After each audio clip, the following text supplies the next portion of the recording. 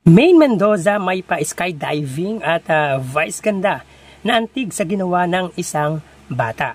Yan at iba pa ang pag-uusapan natin ngayong araw. Pero bago ang lahat, kamusta kayo mga kaparokya? Ako si Mervin at andito muli ako para pag-usapan ang mga ganap sa loob at labas patungkol sa dalawang noontime show sa bansa, ang Eat Showtime at ang Eat Bulaga. Subalit para maumpisahan natin ang ating kwentuhan ay humihiling ako na pakisubscribe ang aking YouTube channel, pakiclick ang bell icon para una kayong manotify sa mga bagong video na ilalabas ko.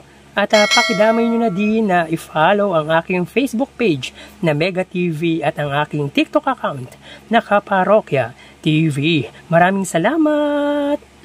So mga kaparokya, grabe, ramdam na talaga ang eleksyon dito sa Pinas.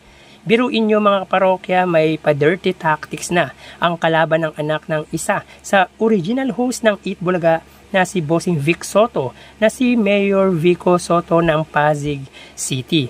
Ito na siguro yung nakakatuwang rally na nakita ko sa tanang buhay ko mga kaparokya, dahil na flop ang kalaban ni Mayor Vico Soto sa ginawa nilang rally sa tapat ng Pasig City Hall. Dahil ang mga taong pinapunta nila ay hindi lihitimong taga Pasig kundi taga Quezon City.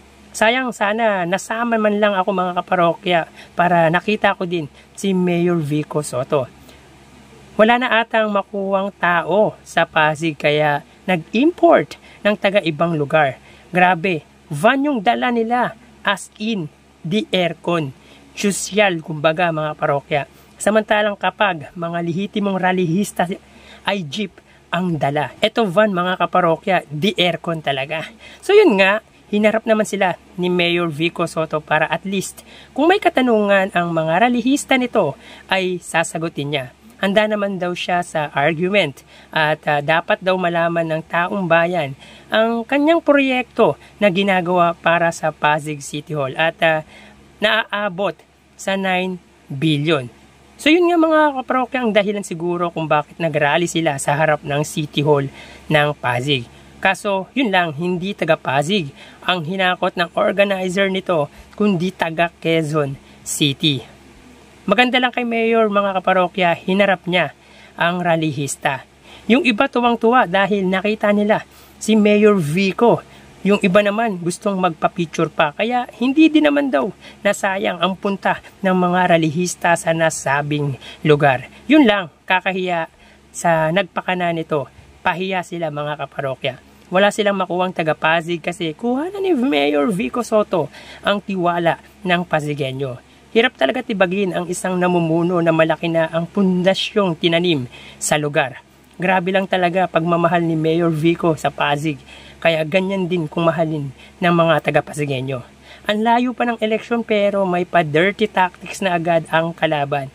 Kawawa ang taga-Pasig sa inyo kapag kayo ang naupo sa posisyon. Kaso sa ngayon mga kaparokya, matatalino na ang taga-Pasig. Wala na silang mahanap pa na leader tulad ni Mayor Vico Soto na inuuna ang kapakanan ng kanyang nasasakupan. Sino ba namang mayor ang magbibigay ng kumpleto sa mga estudyante para sa kanilang eskwelahan at yung perang 1,500 na transpo allowance ng mga estudyanteng publiko na mula sa K-12. Diba, walang nakagawa niyan kundi ang mayor lang ng Pasig. Kaya talagang pilit na tinitibag ang mayor na anak ni Bossing Vic Soto na si Vico Soto. So nandito kami sa likod mo, Mayor Vico Soto. Kahit hindi ako taga Pasig, kahit taga Quezon City ako, ay basta nasa tama ka, haharapin namin kami mga vlogger na yung mga maling ginagawa against sayo. Samantala, vice ganda na antig sa ginawa ng isang bata. Ow, who knows these kids? I wanna meet him. Yan ang caption ni Vice sa kanyang post sa isang bata na tila bitbit ang kapatid sa eskwelahan. Nakakantig na eksena ang makikita sa magkapatid na tila hindi hadlang ang kahirapan para makapag-aral. Dahil dyan ay napapost ang unkabogable star sa ginawa ng bata at nais nitong makita. Malamang mga kaparokya, tutulungan nito ang bata kaya nais nitong makita. Malay mo, siya na magpaaral dito. Hindi malayo mangyayari dahil sa yaman na meron ang It's Showtime host. Kumbaga, tutulong ka na lang, lubos-lubusin mo na. Lalo pat para naman sa ikabubuti ng bata. Grabe, kahit sino maantig sa magkapatid dahil wala siyang pakialam kahit kasama niya, karga niya ang kapatid sa eskwela. Ang importante ay makapag-aral siya at matuto siya.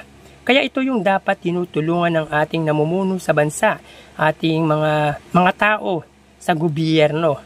Well, likas naman na matulungin si Vice at maganda pa dito ay hindi sinasa publiko yung tulong na ginagawa niya, which is yun yung tama.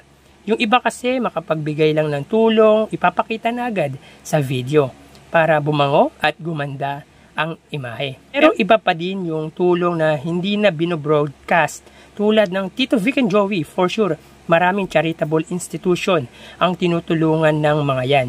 At ganun din si Vice Ganda. So sana makita ni Vice ang bata para matulungan niya. Well mga parokya, bago natin ipagpatuloy ay humiling ako na pakisubscribe ang aking YouTube channel. Pakiclick ang bell icon para una kayong ma-notify sa mga bagong video na ilalabas ko at pakidamay nyo na din na i-follow ang aking Facebook page na Mega TV at ang aking TikTok account na Kaparokya TV. Maraming salamat! Sa mga kaparokya, skydiving naman ang naging activity ng Eat Bulaga female host na si Maine Mendoza. Ito ang isa sa bahagi ng bakasyong engrande ng Eat Bulaga host kasama ang asawang si Quezon City 1st District Congressman na si Arjo Atayde. So kamakailan ay some shoot taken kasama ang asawa sa lugar kung saan sila nagse-celebrate ng kanilang first wedding anniversary. At ngayon ay pa-skydiving ang peg ni Maine Mendoza. Grabe, nakakatakot at talagang nakakalula to. Pero maning-mani kay Maine Mendoza. Ang lakas din ng loob ni Maine dahil nakakaya niya ang lula. Sarap talaga ng may pera, nagagawa kung ano ang gusto. Mapupuntahan yung gustong puntahan, makakain yung gustong kainin.